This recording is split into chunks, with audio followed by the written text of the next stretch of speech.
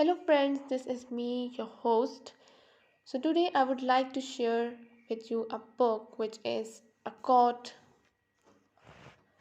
of Thorns and Roses by Sarah Maas. Is a captivating blend of fantasy, romance, and adventure that immerses readers in a richly imagined world filled with magic, danger, and intrigue. Set in the fairy realm of Brythian, the story follows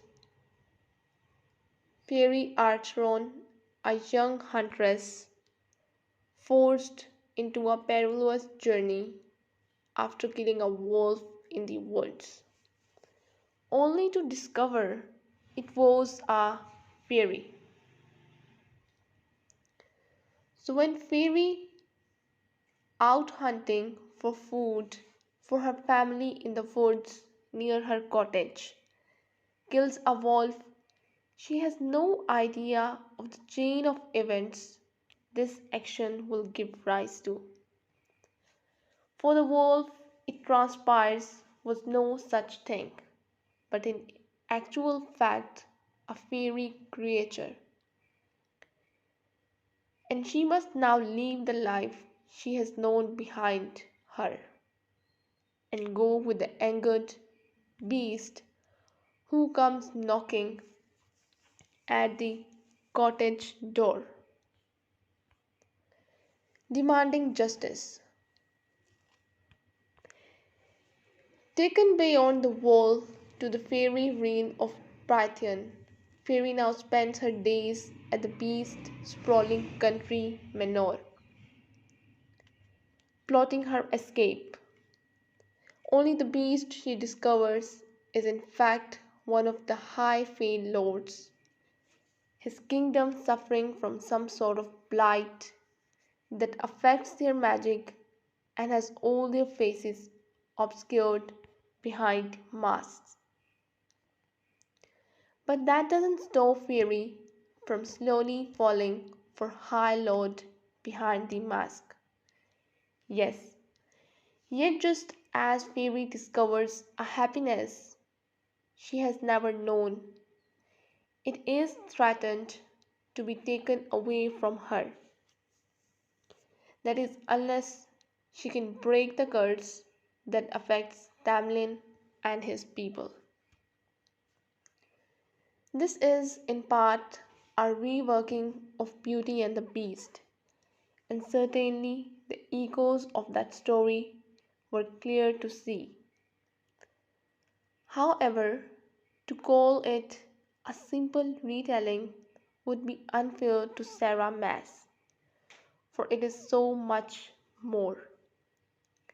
In this book, Maas builds an intricate fairy world with intriguing love and all imaginatively rendered.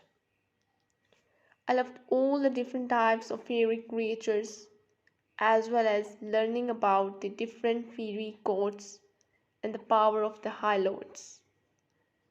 The majority of this book is set in the Spring Court, a lush and enchanting setting. But I would be intrigued to learn more about some of other courts. The beginning of the book was a little dreary to say the least. Most of the characters pretty unlikable, and whilst this part was a bit of a drag, I appreciated the contrast when Fairy enters Prythian, and this it is in a way important to understand the drabness of her prior life and hardships she had to endure, as it is integral to her character. I did like that there were redeeming qualities to her family, especially Nesta, when we meet them later in the book, and that they were not as one dimensional as originally portrayed. Once Fairy enters Brythian, the story stepped up for me. I loved the magical setting and getting to know the characters and the sense of mystery as what was really going on in Tamlin's court. The third, the final third of the book takes a leap in a very different direction. From a slow burning romantic fairy tale to action packed sequences with a genuine sense of threat and danger as Fairy journeys under the mountain to try to break the curse on Tamlin and his people. And really, facing the wicked Fairy Queen Amarantha, this is where the story veers away from Beauty and the Beast and really comes into its own, I felt. Fairy has to go through three trials in order to try to save Tamlin and undergoes immense suffering, both physical and psychological, truly testing her character. The story takes on a much darker feel and was genuinely gripping through all the final third act. Though sometimes the pace felt rather rushed, such that I wish Maas had evened the pacing out more through the entire book. I felt another reason that enhanced the final third of the book was the character of the Rysand. Though he is introduced earlier at the Fire Night ceremony, we only really get to know him more later on Under the Mountain, and personally, I found him the most interesting character in the story. He was a delectable combination of charisma and intrigue with a dark edge to him.